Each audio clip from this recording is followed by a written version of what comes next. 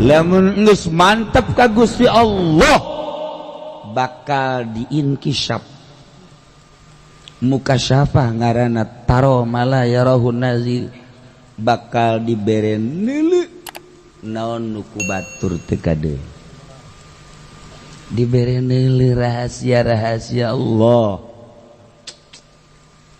di jero hate urang teh bakal aya 7 lapis rahasia 7 lapis salapis 2 lapis 3 lapis 4 lapis 5 genep sok disebut indra ke-6 padahal 7 geus maca Quran teh aya 7 lapis rahasia namun urang tadabur sakadar rahasia tadabur indah di luar eta saluhureun tadabur engke bakal aya energi seakan-akan urang teh didorong ku energi eta teu karasa geus tah di lapisan katilu urang teh geus pindah alam maca Quran biasa bae tapi teu karasa kok bisa 7 juz 8 juz sa Quran bisa cuma 1 jam atau 2 jam nu macana ge kaget aya rahasia eta di rahasia anu kaopat deui engke urang bakal kaget dibere ngaromong makna mana Al-Quran seakan-akan ngomong seakan-akan ieu ka anu ieu ka anu ieu ka anu ieu ka anu ieu ka anu baca kula sekian engke bakal anu baca kula sekian engke bakal rahasiana teh eta bu masyaallah karim taro malayarahun nazir eta keur carita neuleuh ngadenge sakumaha nu teu pernah kadenge ngadenge kana naon nu teu pernah kadenge kudu sok ngadarenge ngambe sakumaha nu teu kaambeun kudu sok ngararambe ya Allah ieulah qulubul asyiqin urang ngadenge make celi ketika urang ngadenge suara bakal kanyahoan ku Allah naon nu kadenge ku urang deket Allah jeung urang ngadenge naon we Allah nyaho teu bisa menghindar di akhirat dengan denge urang sebab Allah uninya nu mantak Allah nyahoeun lantaran Allah teh wa nahnu aqrabu ilaihi min hablil warid yahulu bainal mar'i wa qalbi deuk kumaha berarti ieu denge urang denge Allah ketika urang lain ngomong berperasaan bahwa denge urang teh denge Allah jalamun teu ku Allah didengekeun mah dibere ngadenge moal bisa ngadenge berarti kan fana denge urang ketika fana denge urang nu aya nu timbul denge Allah mun geus fana denge urang nu timbul denge Allah sakumaha Allah maha uninya urang bakal dibere kayahos sakumaha Allah deuk merena ka urang wallahu yu'ti Allah anu maha memberi wa ana qasim cek Kangjeng Nabi kuring nu ngabagi melalui Kangjeng engke Allah bakal mere beretah sekian persen wa ana qasim beretah sekian persen wa ana qasim ya Karim urang lamun geus caritakeun kos kitu hayang amat cek urang teh kos kitu pek bae hayang mah berarti normal kan berarti ieu ruh urang teh kembali ke keaslian urang hayang amat jeung resep amat mangga ulah aya kasus kasisi lempeng Allah hiji be tujuan teh Allah geus ke diajak ka partai teu beusi kaganggu ka Allahna diajak ka organisasi batur bisa ge aing macan puguh henteu diajak urang raramean moal beusi kaganggu aing deuk ka Allah beusi salah iya tuh ige masalah iya ente besi bermasalah ka aing mah diajak kawin deui gelis ente tolol aya gelis ente mandek geus di dinya ente sadeu ka Allah bakal hampang dengan cara ngagali ilmu hakikat melalui guru mursyid berthariqah cara-cara tapakeun mata Gusti abdi deuk tapa diri abdi teh lantaran deka Gusti tapatina nu ngahalangan ka Gusti. Mata abdi dek ditapakeun celi abdi, dek ditapakeun irung abdi, dek ditapakeun sungut abdi, dek ditapakeun leungeun abdi, dek ditapakeun suku abdi, dek ditapakeun tina lungkah lengkah besi kaganggu ka Gusti. Seja atuh ku urang, ai teh diseja mah moal bisa. Diseja gara-gara. Baik. Masya Allah. Bismillahirrahmanirrahim. Qulubul asyikina laha uyun. Hate jelema nu rindu ka Allah eta ternyata aya mataan. Mata hati, mata telinga, telinga hati, mata hidung, hidung hati, mata sungut, sungut hati, mata perasaan hati. 5 mata di hati. Lamun geus mantep ka Gusti Allah bakal diinkishap ngaranna taro mala yarahun nazir, bakal dibere neuleu naon nu ku batur teu kadeung, dibere neuleu rahasia-rahasia Allah. Di jero hate urang teh bakal aya 7 lapis rahasia. 7 lapis, salapis, 2 lapis, 3 lapis, 4 lapis, 5 genep, disebut indra ke-6. Padahal ada 7. Geus maca Quran teh ayat 7 lapis rahasia. Di luar ganjaran 1 huruf 10, engke bakal aya rahasia-rahasia ngalapis tadi na Al-Quran.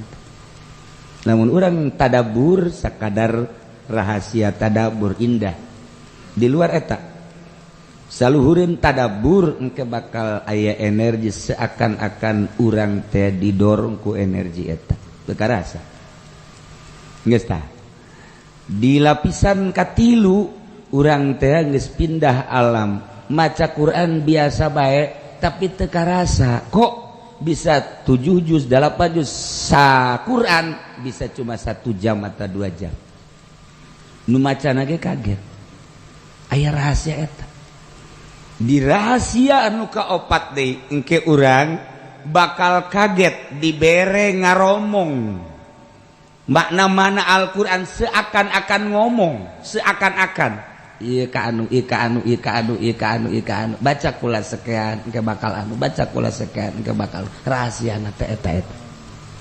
Bu, Masya Allah karim. Taro malayarahun nazir. Eta keur carita neuleu ngadenge sakumaha nu teu pernah kadenge. Ngadenge kana naon nu teu pernah kadenge kudu sok ngadarenge. Ngambe sakumaha nu teu kaambeueun kudu sok ngararambe. Ya Allah. Ieulah qulubul asyikin. Urang ngadenge make celi. Ketika urang ngadenge suara bakal kanyahoan ku Allah, naon nu kadenge ku urang deket Allah jeung urang. Urang ngadenge naon we Allah nyaho. Teu bisa menghindar di akhirat dengan denge urang sebab Allah uninya. Nu mantak Allah nyahoeun lantaran Allah teh wa nahnu aqrabu ilaihi min hablil warid. Yahulu bainal mar'i wa qalbi. Deuk kumaha?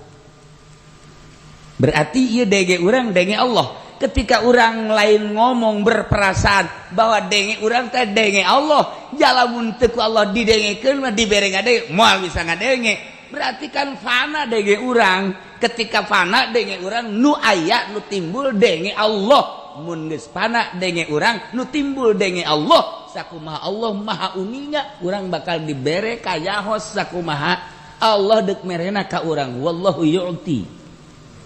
Allah anu maha memberi. Wa ana qasim cek Kangjeng Nabi kuring nu ngabagi melalui Kangjeng engke Allah bakal mere beretah sekian persen wa ana qasim. Beretah sekian persen wa ana qasim. Ya Karim. Urang lamun geus caritakeun kos kitu hayang amat cek urang teh kos kitu pek bae. hayang mah berarti normal kan, berarti iya ruh urang teh kembali ke keaslian urang. Hayang amat jeung resep amat mangga. Anu mantak henteu bisa kitu kumaha? Kabang baluhan ku karesep. Di bang baluhan urang teh ku karesep jeung kahayang. Nafsu ngaranna. Kangjeng bisa hiber teh abdun khayyarahullahu baina ayyutiyahu zahratad dunya wa ma indallah fakhtara ma indallah. Cek Gusti Allah Muhammad, hayang dunya tuh gunung bakal jadi emas, hayang dunya sok bakal dikirim segala rupa bakal jadi harta benda, sok dek dikumahakeun ge kumaha anjeun. Henteu Gusti, sapira di dunia moal lila abdi saeutik nya teu terbersit hayang jeung resep kana dunia abdi resep teh ma indak. Hayang nu di Gusti bae jaga di akhirat. Tah lamun urang geus kos kitu ditamili Haji Pendi, ieu hayang mobil apa hayang ma indallah? Mobil heula. Cek Haji Pendi engke ma indallah. Lain salakan bodoh.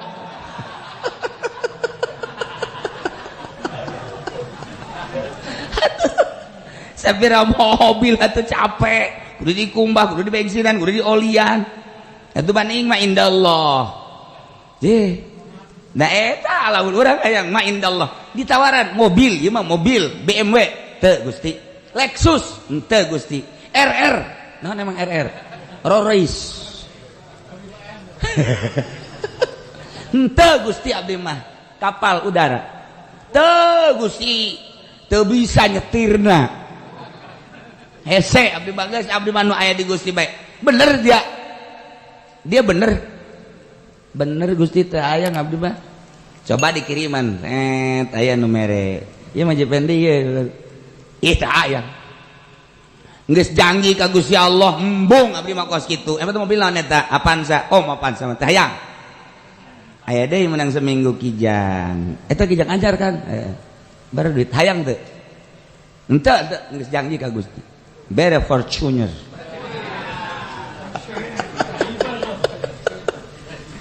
Aduh, maji hayang. Ya tuh ai milik teh mah tenden tadi mulai tah. Mulai geus robah. Nah, encan Lexus karek Fortuner.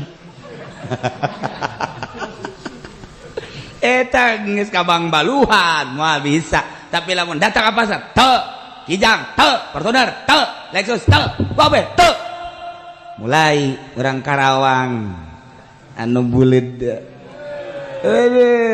Anu didoakeun, waduh Gusti, asal aya liangan bae.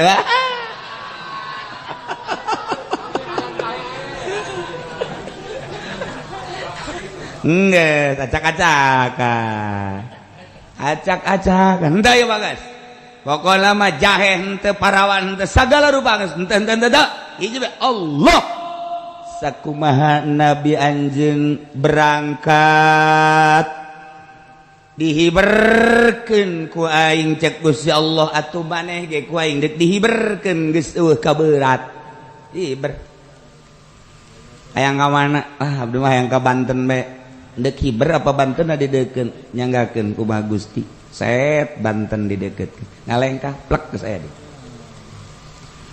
Masya Allah di Banten teh abdi mah hayang ka Cirebon mah cek Gusti Allah kun fayakun set Cirebon di deket lengkah di Cirebon hayang ka mana maneh bejana Bali rame. Hai sialah laonan jeung hayang ka Bali sagala. Wah, teu beres. Onte abdi mah ka Bali gerek dakwah. Bule-bule supaya maca syahadat. Wah, bohong sia. Tah, iyalah. Atuh babahari disebut dibere ilmu poy. Nah, ini kumaha coba? Ayo, babahari. Ya Allah, ngomong mah babahari. Coba ge ieu nafsu urang kahayang urang ulah ditotalkeun disederhanakeun disederhanakeun bae mulai ngeunaheun ge disederhanakeun ulah ditotalkeun encan encan wani total mah sederhana bege geus bakal nikmat ibadah. Nah, kuari urang fokuskeun. Sakubah urang fokus deuk ka Mekah. Made deuk ka mana? Ka Mekah. Unggal jelema ngomong deuk ka Mekah, deuk ka Mekah, deuk ka Mekah. Daftarna geus tinggal berangkat doang. Tanda persiapanana geus aya tas tinggal ngajingjing doang. Berarti bener deuk ka Mekahna. Kuari mantak naon deuk ka Allah. Fokuskeun sakumaha urang deuk ka Mekah. Ulah aya kasus kasih lempeng. Allah. Hiji be tujuan teh Allah. Kayak diajak ka partai teu beusi kaganggu ka Allahna. Diajak ka organisasi batur bisa ge aing macan puguh henteu. Diajak kurang raramean moal beusi kaganggu aing ka Allah beusi salah.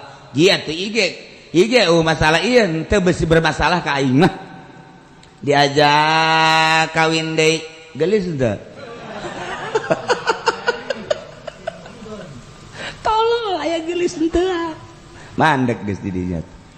Henteu sadeuk ka Allah bakal hampang dengan cara ngagali ilmu hakikat melalui guru mursyid berthariqah. Cara-cara tapakeun mata Gusti abdi deuk tapa diri abdi teh lantaran deuk ka Gusti tapa tina nu ngahalangan ka Gusti. Mata abdi deuk ditapakeun ceuli abdi deuk ditapakeun irung abdi deuk ditapakeun sungut abdi deuk ditapakeun leungeun abdi deuk ditapakeun suku abdi deuk ditapakeun tina lungkah lengkah besi kaganggu ka Gusti. Seja atuh ku urang aya teh diseja moal bisa diseja geureuh. Baik sagala rupa nu bakal jadi awai ganjelan-ganjelan jeung gangguan-gangguan kurang dijauhkeun nu geus jelas 4 gangguan Imam Ghazali ngajelaskeun. Hiji makhluk, 2 dunia, nomor katilu nafsu, nomor kaopat setan. Nah dibenturan ku zikir la ilaha illallah la ilaha illallah mulai ucutan tak tak tak tak tak deuleu abdi deuleu Gusti da geuning abdi teh paeh nu sabenerna mah lamun teu dibere hirup ku Gusti atuh hirup abdi teh hirup Gusti. Abdi teh paeh moal bisa denge lamun teu dihirupan ku Gusti mah ieu abdi bisa hirup bisa denge teh lantaran aya hirup Gusti. Gusti teh maha hirup denge abdi denge Gusti. Nama lamun teu bere hirup ku Gusti ieu irung abdi bisa ngambe sagala aroma-aroma lantaran aya hirup-hirup Gusti. Deuleu abdi denge abdi ambe Gusti sebab hirupna ge nu Gusti. Paehan awak urang heula sakumaha aslina. Lamun can dipaehan moal bisa mutu qobla anta mutu.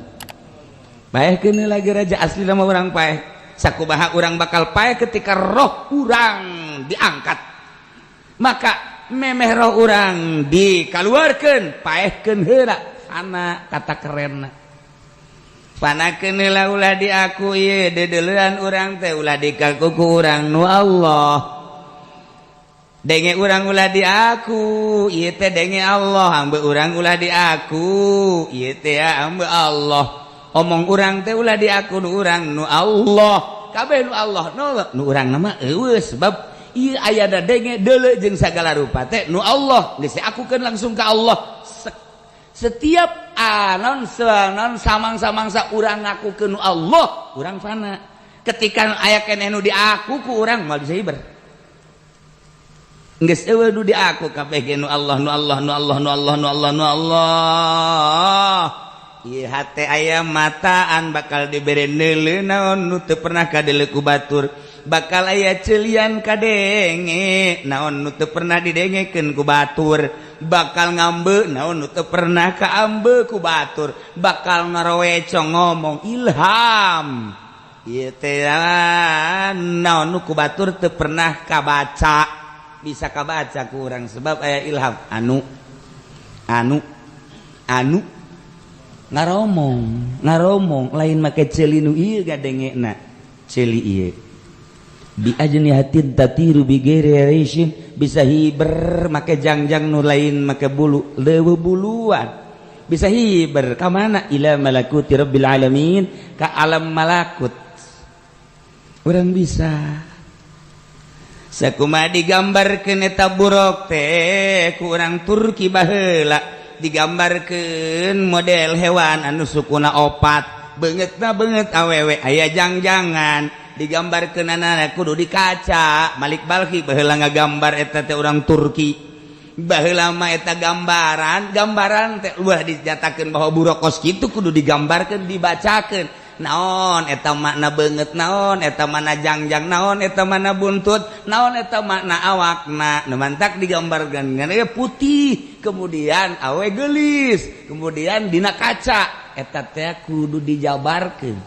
kulantaran kabelah dieuna eueuh ahli hakikat anu ngajelaskeun gambar borok model kitu atuh diharam-haramkeun masa borokos kitu masalah ahli syariat mah ngaharam-haramkeun eueuh masalah padahal lamun dijelaskeun buruk eta teh gambaran kudu dijelaskeun wali hakikat henteu salah kan unggal imah aya kabelah dieuna mah digambarna lain di kaca di kertas kabelah dieuna mah digambarna awewe nu geulis teh senyum teu mah urang Karawang atuh haram teu meunang aya khusus kudu dina kaca gambarna ge kudu putih wajah wanita anu geulis jangjang eta kudu dimaknaan jadi lamun teu dijabarkeun ku ahli hakikat mal bisa gambaran naon eta gambaran di alam itu gambaran di alam di itu kagge ditekeun ka buruk teh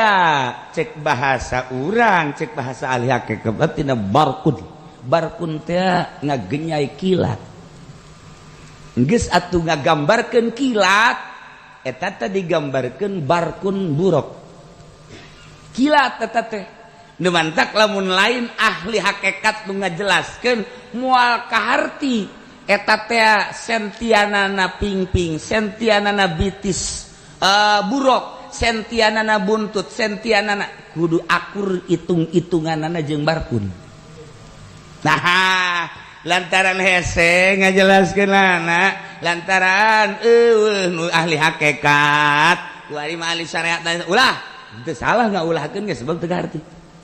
Ketika engke aya nu kaharti, nu ngajelaskeun anak, engke ge ahli syariat mah eleh ieu, sakumaha tadi, balangkeun batu, tolol. Ahli syariat. Ngeri atuh dibalangkeun kitu. Tapi lamun ahli hakikat lah, Allah. Allah. Haji Pendi mah asal ditajung Allah. Wuih, Haji Pendi eta.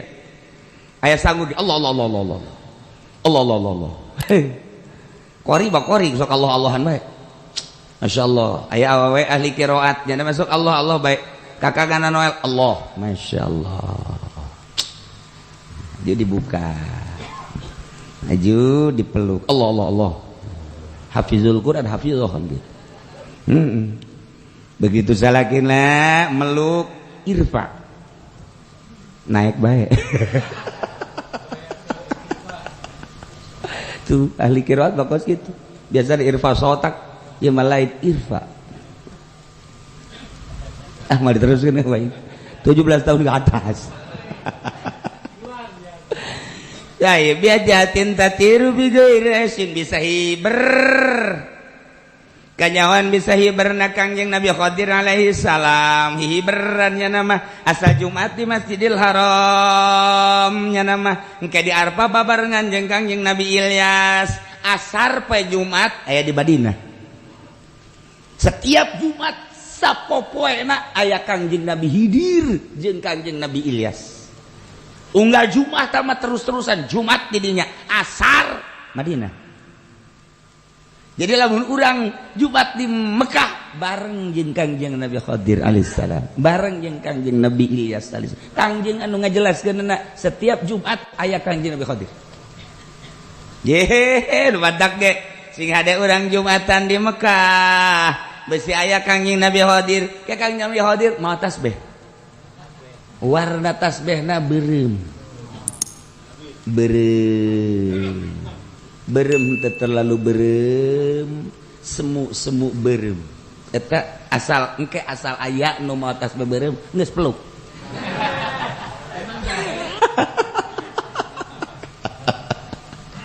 ila Kangjeng Nabi Khadir Jumat di Mekah asar engke bakalna di Madinah kayak hari Arfah salila Arfahnya di Arfah kitu bae engke nyana silih cukur uga tahu Kangjeng Nabi Khadir jeung Kangjeng Nabi Ilyas hartina kumaha hiberan terus bae ku ari ge lamun urang osok ngawiridkeun wiridan Kangjeng Nabi Khadir nakalam tazal dan lain-lain sebagainya ta eta teh wiridan Kangjeng Nabi Khadir ya latifu ya latifu ya latifu fina fi jam'ul kulli hawaratina kamauhin terus baca lam tajal teh atuh moal dibacakeun Gusti direkam geus sian aju ngawirid eta aju sia maka panggih jeung hidir emang henteu emang aya cenah di lemur gua ada si hidir tah teu kudu wiridan hidir eta mah inna kalam ya kari nah eta wiridan paran mun kurang dibaca baik geus datang ka tahapan ikhlas bakal kapanggih jeung Kangjeng Nabi janji Kangjeng Nabi Khadir sebab eta asma ti Gusti Allah ya latifu ya latifu ya latifu tu fina fi jami umurina kulliha wa raddina atau raddini kamu ifu dunya ya wa akhirati aja. Nah eta wiridan Kangjeng Nabi Khadir janji saha jalma nu ngawirid eta kula bakal saha henteu na paling tidak mun ngawiridkeun eta endek sakarat mah kuring hadir eta lah keuntunganana masyaallah karim geus dibantu ku Kangjeng Nabi Khadir kejar datang malaikat kan isinin Kangjeng Nabi Khadir isin setan-setan sieun maka malaikat bakal pamit lah punten ya Nabi Allah Khadir ieu teh tugas abdi mangga setan teu darek setan karari sia aja setan goblok jasa setan teh waduh barang belah dituna aya di nu sakarat pending ngaran nah ini enggak pernah baca nih udah digoda dah tapi nyana kan pernah wau kan jeung ahli-ahli Allah nah timbul waduh jana ge ayaan sakjana teh panas awakna panas goreng susuk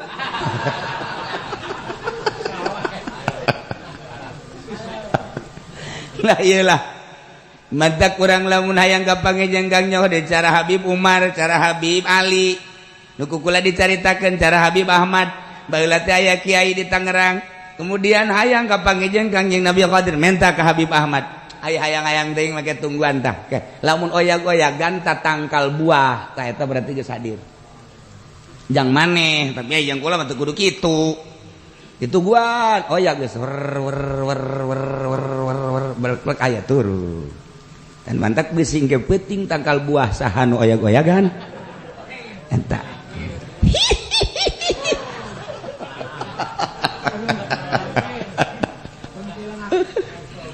Habib Lutfi ulah dikira Habib Lutfi lain lalagan ya Pak Habib Lutfi hayang kapanggih jeung Kangjeng Nabi Khadir di hiji tempat pelukannya set beres kapanggih geus ke ngobrol tadi siapa tadi itu Khadir Masya Allah nyana hayang kapanggih dia mantap kamari istrinya serta zarah ka luar Batang saha coba luar Batang ulah bejaan saha ulah di bejaan ieu sia teh bae nyaho henteu coba hayu teh bal nyaho nya nama Batang bae mah tiok mireung nya mah kadu kos kitu jadi mah Jakarta ge dagang lauk baheula tuh ngaharewos teh menang ngaharewos nah bohong teu percaya aing mah nyana nyaho